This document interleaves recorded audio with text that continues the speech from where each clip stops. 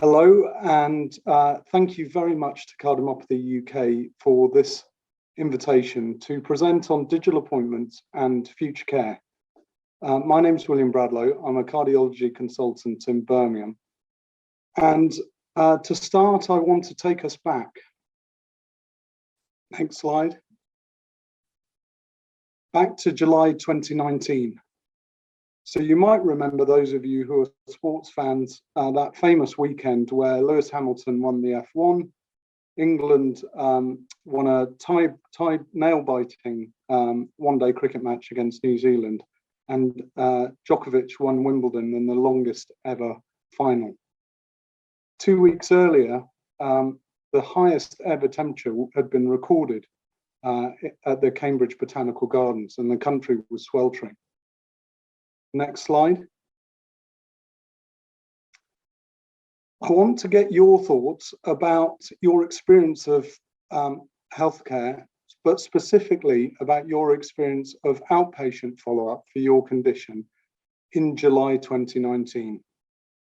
And we're going to see whether this polling tool works. The idea being that we'll collect your answers to the following questions, which I'll show shortly, through this app, which you can either access via the QR code or search for Vivox through the App Store. And what we hope to do by the end of the presentation is show a word cloud of the answers. So if we go to the next slide, please. The first question is, what do you miss about old outpatients? And by old, I mean pre-pandemic. And by outpatients, I mean your experience of the entire service that you received in the outpatient setting. And by that, I mean anything that wasn't experienced within the hospital as an inpatient. And what I would just add is, if you're struggling for whatever reason to access the app, then perhaps, if you don't mind, just giving answers in the chat, and then we can collate them towards the end of the presentation. So the first question is, what do you miss about old outpatients? And if we go through to the next slide, please. And then what do you not miss about old outpatients? Because it's easy to look back with sort of rose-tinted glasses at how things were, but there must have been bugbears. I mean, I can certainly, from experience, say people having to wait for long periods for their appointment, sat in an uncomfortable chair in an outpatient waiting room might be one. But what were your experiences? And if we go to the next slide, before the pandemic, telemedicine was starting to play a role. Of that, there is no doubt at all. So this is national data from 2018 on the left-hand side, and it doesn't present terribly well, but this is a list of activities that people do online. So for example, sending emails or internet banking. Those are the most frequent users in 2018, and right at the bottom are people accessing healthcare, and which in 2019 were already starting to think about how online private GPs were affecting the future of healthcare. So there were a growing cadre of private companies who were able, through online services and video platforms, to provide care directly to patients when and where they needed it. So already there were big changes afoot. And if we go to the next slide, fast forward to late 2020, the pandemic is in full throttle, and by some estimates, tech adoption has accelerated by 5 to 10 years across all industries. And healthcare was no exception to that. And you knew change was happening, and you knew change was being welcomed in possibly the unlikeliest quarters when senior colleagues were saying, you know, things really aren't that bad. I was a bit skeptical before of video consultations or telephone consultations, but actually they're really pretty good. It was very clear at that point that there were things people were comfortable talking about online, and things that particularly clinicians weren't comfortable doing over video.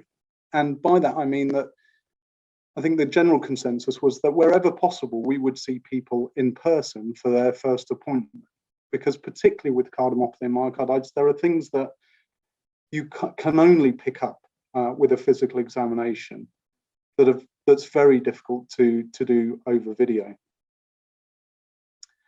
There are obviously situations and circumstances in which video consultations would not be appropriate. And wherever possible, we tried to stick to the principle that if you were going to be discussing something that was very emotive or traumatic, that you would do that in person. But at the height of the pandemic, it simply was not possible to do so. So we had to make use of these extra technologies wherever we could.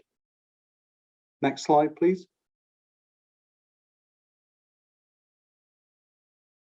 Next slide.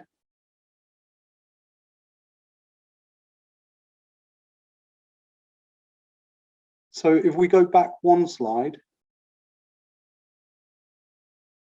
so standing as we are now in late 2021, the question is, what things do you like about the way outpatients are run currently? So the new normal, what do you like about it? And then the next slide. What do you not like about it? Okay, and then the next slide. So Cardiomyopathy UK have looked at this issue with a survey that was put together over a 3-week period and drawn from 141 respondees. And the majority felt as though they had lost out by not having in-person appointments. And I think that's very much been our experience, that, that almost the laying of hands, you know, the handshake from your doctor, the physical examination is something that people miss hugely. But there were several important takeaways, and these takeaways are really useful for informing us about how we might change the way we deliver care in the future. The first was that the respondee's age had no bearing on whether they preferred to be seen in person or via telemedicine. But what really mattered in deciding whether the person wanted an outpatient appointment by video, by phone, or in person was the following. How stable was the condition? So if the person's condition was stable, they were generally pretty reassured and happy to be looked after via telemedicine. The next factor was how they felt about their condition. And that stands to reason. If the person was very anxious and concerned by their condition, a video conference or a telephone call wasn't going to wash, unfortunately. And finally, what was the relationship like with the clinical team to begin with?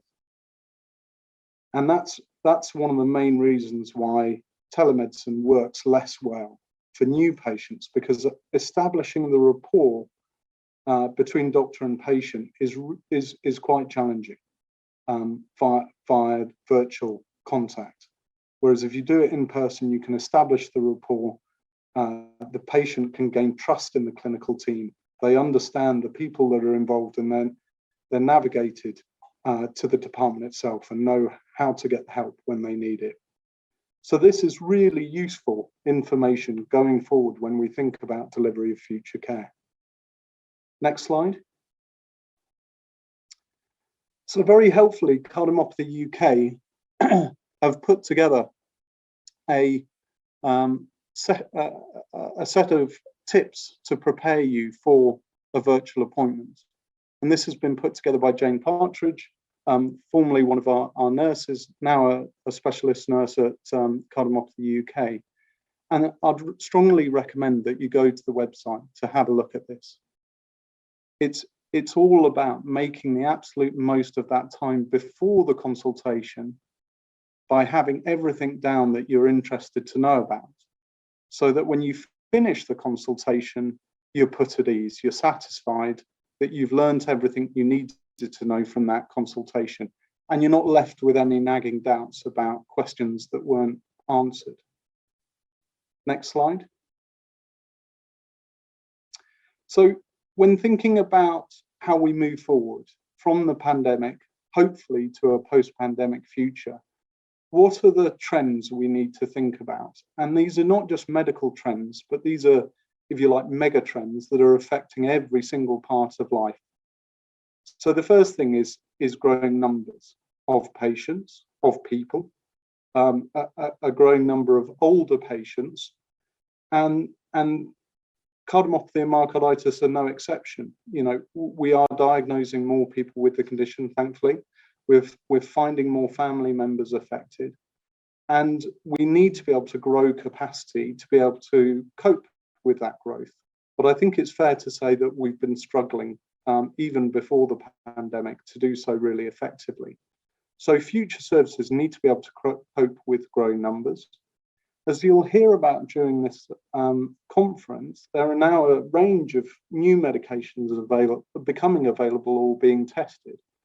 And we need to be able to systematically evaluate those new therapies, choose the ones that are effective, and then build that into clinical practice. And that's no mean feat in the middle of a pandemic. Lots of you will be familiar that there's really a revolution in genetic and genomic testing, which the UK has been on the forefront of, and that's been really neatly illustrated throughout the pandemic, where a lot of UK technology has been in use worldwide, tracking the genetic makeup of the virus. But there's also, pre-pandemic, a movement to encourage cardiologists and other specialists to do genetic testing themselves, alleviating pressure on genetic services so that they can focus on more complicated genetic problems. It's become recognized that in some areas of medicine, there's too much medicine, and actually a bit less would be helpful. And that's finding its way into cardiomyopathy, and with one example being exercise recommendations, which for a long time were very strict and stringent. And unfortunately, that led to the creation of groups of patients who were no longer as fit as they used to be, and unfortunately developed, one imagines, lifestyle-related medical problems. But now, as you'll hear about in this conference as well, there's a big focus on exercise and staying fit. The services themselves need to catch up on an enormous backlog. And I've just shown this excerpt from the BBC website where they're talking about shopping centre clinics. There was actually a movement pre-pandemic to do a lot of what's traditionally thought of as hospital work in the community. And that will no doubt accelerate because we recognise that there are big barriers for people attending hospital. And viewed through the lens of cardiomyopathy and myocarditis, that might mean people are less keen to come to consultations in a hospital, but would be much happier to do so if it meant walking around the corner to their local high street to get checked there. And then we've also got to cope with what is a global human resources issue, which is that the pandemic has led to a lot of people, particularly those on the front line in healthcare, reviewing what's important to them and deciding that actually their current work is not what works best for them. And so staffing models are going to change radically. And I think what we'll see is what was traditionally work considered only the job of the doctor or the nurse being delegated to other members of staff. So there'll be a much more varied staffing pattern. Next slide. And then you've got this triple aim. So this comes from the Institute of Healthcare Improvement. And it's actually quite old. It's, I think, over a decade old at least. And it said there are things we do for individual patients that equate to really good quality care. But actually, if we think about the whole population, we need to have a wider lens. We need to think beyond the individual. So this is where two of their members came up with the triple aim.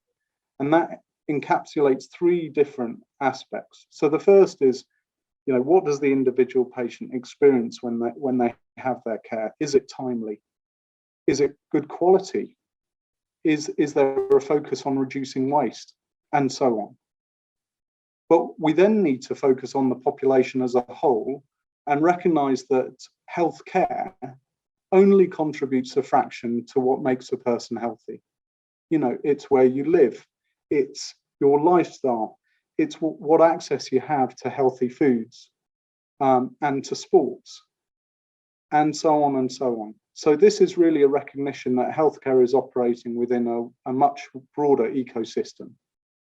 And then we need to think about cost. And this comes back to over-medicalization, the idea of, are we doing things that are wasteful? Are we duplicating services? What can we do to drive the cost down so that we can really deliver the best care possible to our patients? Next slide. And then we need to think about the individual patient with cardiomyopathy. And I was delighted to see the document put out by Cardiomyopathy UK, the change agenda, where they list the key things that they want to see happen in the future. And I've just taken an excerpt of this. So this is three of the points made in this document, and I'd encourage anybody who's interested to read it. But it says, point 7 is there should be mutually agreed care plans encompassing their immediate and wider treatment plan. And patients want to be able to take these away and for them to be updated as required. So this speaks to the idea of an agreed upon plan between doctor and patient as equal partners in their care.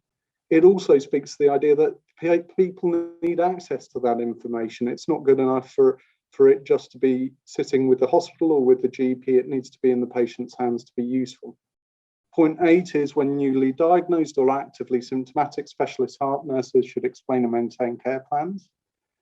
And then you've got to focus on effective self-monitoring. And this is part of the building of resilience. And then in point 9, you've got access to an integrated package of care appropriate to the needs of the patient, covering the following areas: emotional and mental health support, sexual health and family planning clinics, prescription of tailored exercise, information on welfare rights and nutritional support.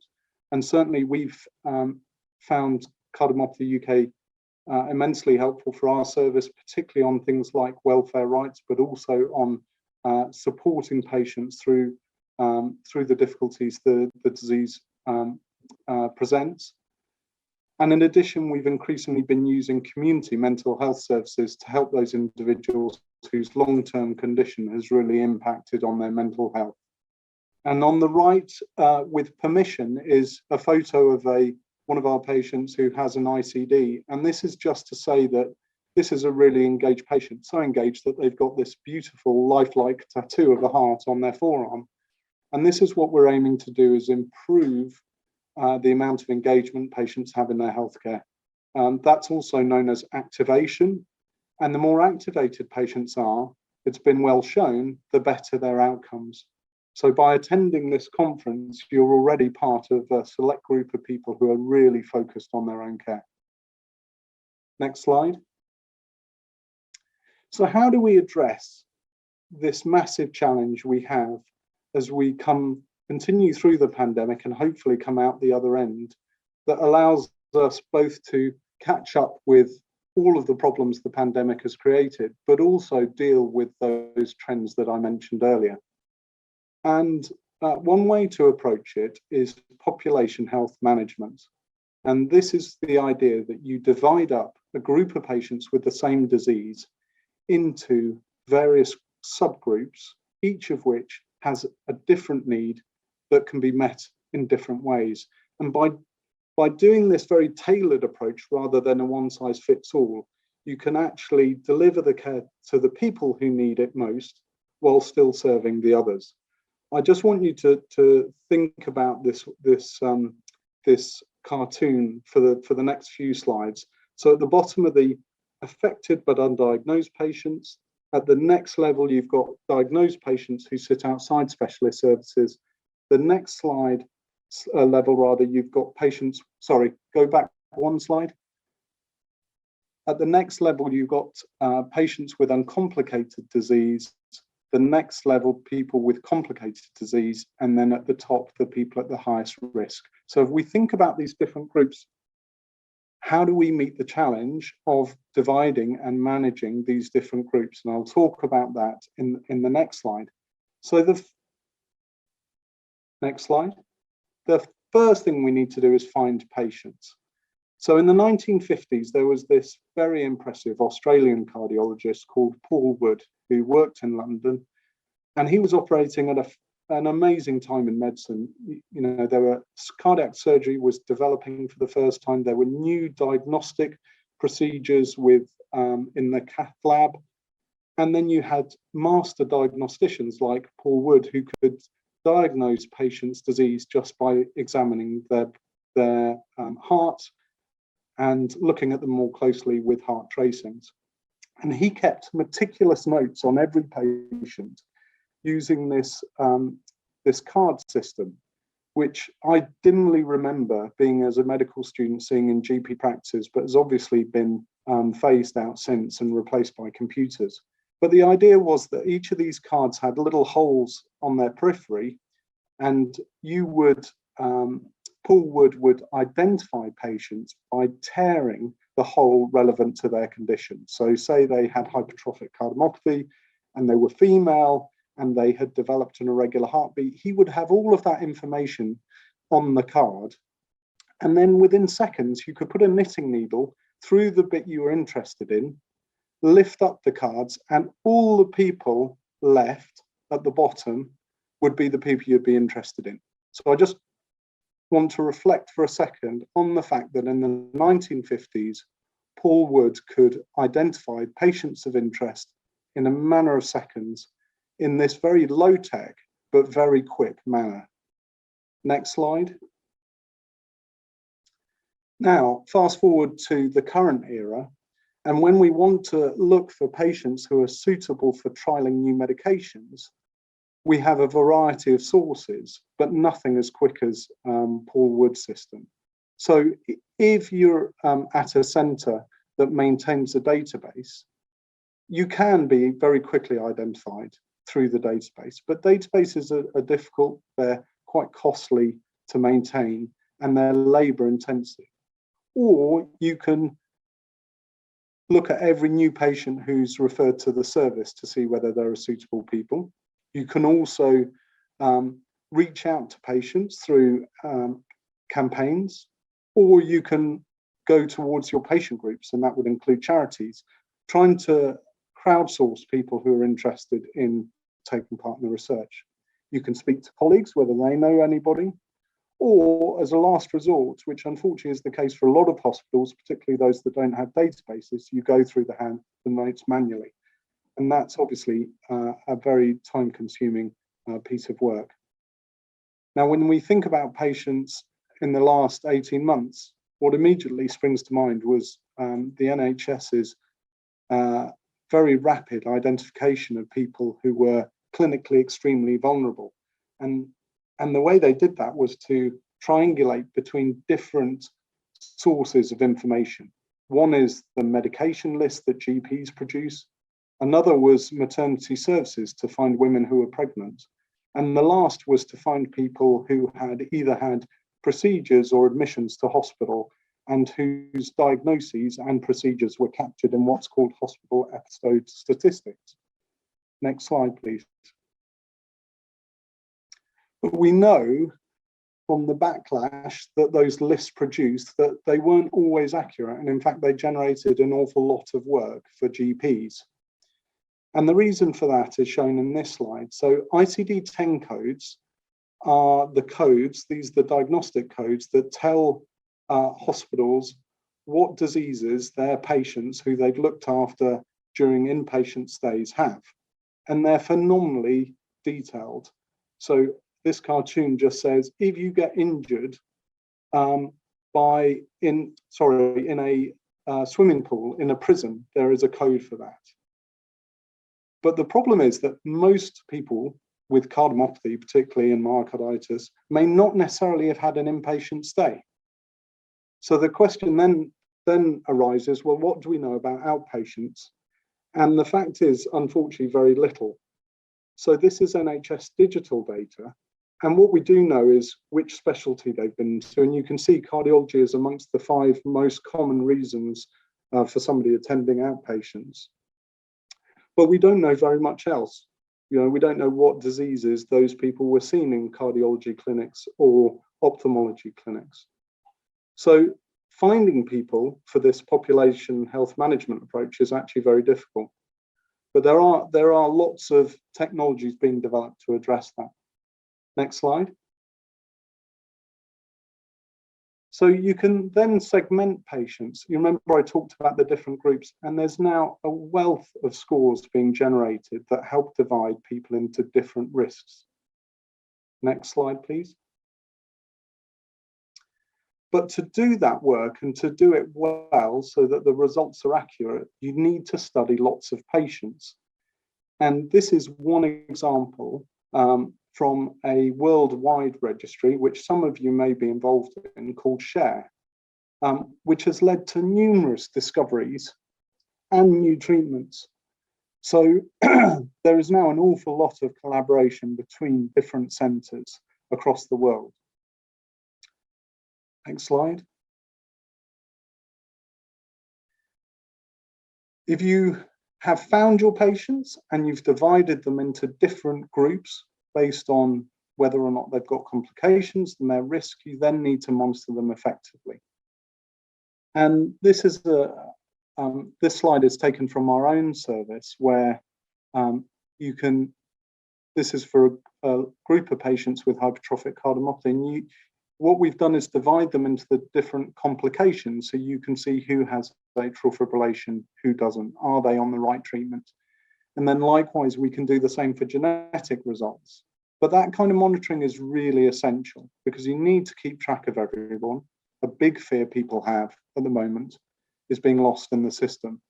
So this is, there has to be a sort of bird's eye view of the population in order to monitor them effectively. Next slide. And then technology is also playing a massive role in monitoring. So here we have something called the AliveCore device, which is a piece of software married to a piece of hardware. So you put your fingers on the sensors, and using a smartphone, you can create an ECG for yourself. And that's really, really powerful for people who are getting, for example, lots of palpitations and want to know what's happening at the time they get those palpitations. And the device will tell you whether you're in a normal rhythm or actually it's abnormal and you need to seek help. The beauty is it produces a document of the heart tracing that you can then email to your doctor. Many of you will have Apple Watches, which are, if you like, the next line of self-monitoring.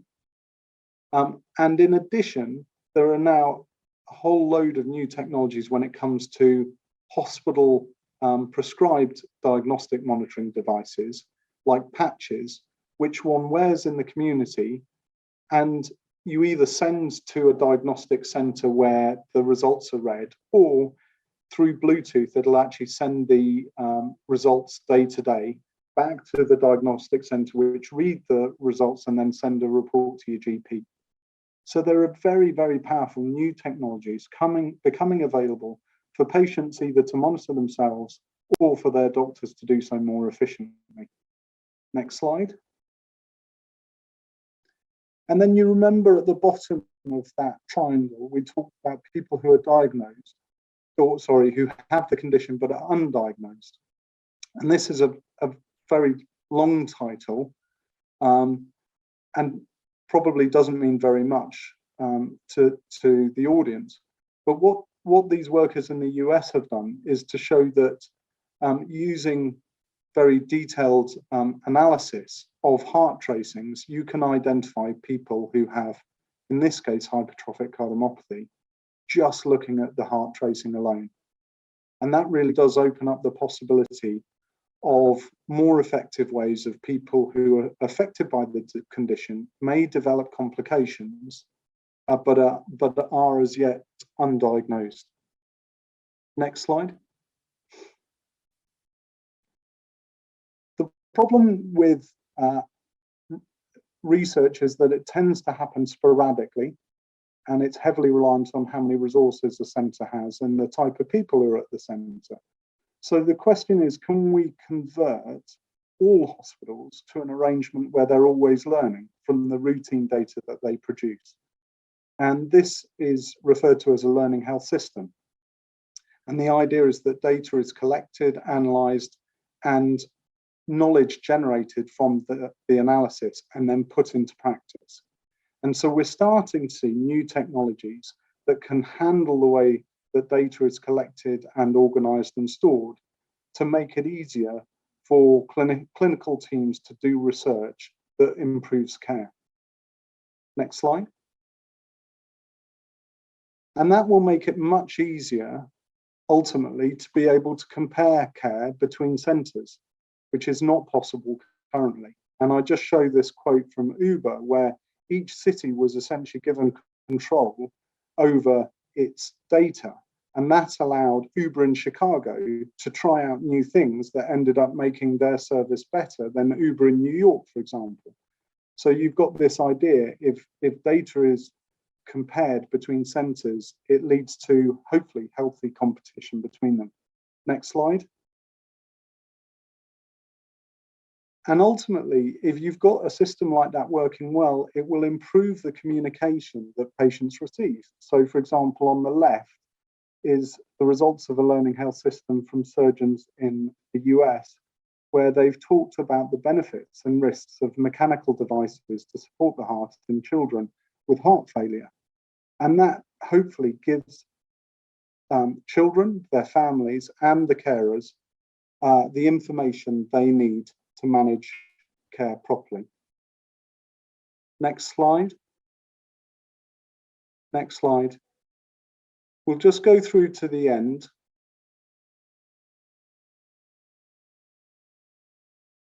If you keep going, So I'll finish in the next 2 minutes, just to say that we also need to be cautious. This is an example of a company called Theranos, where a founder had managed to obtain huge investment by giving people the impression that she could analyze from a drop of blood multiple results. And that unfortunately proved not to be the case. So we have to be cautious around technology. Next slide. And then we have to put those changes into practice. And that is really difficult. As shown in this slide, for people who are being screened, there are multiple steps required for a family member from being referred to having the screening itself. Next slide. Next slide.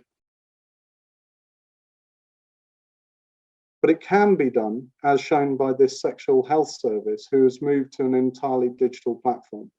And they've proven that care can be delivered in a patient-centered way, effectively, virtually. Next slide. Next slide.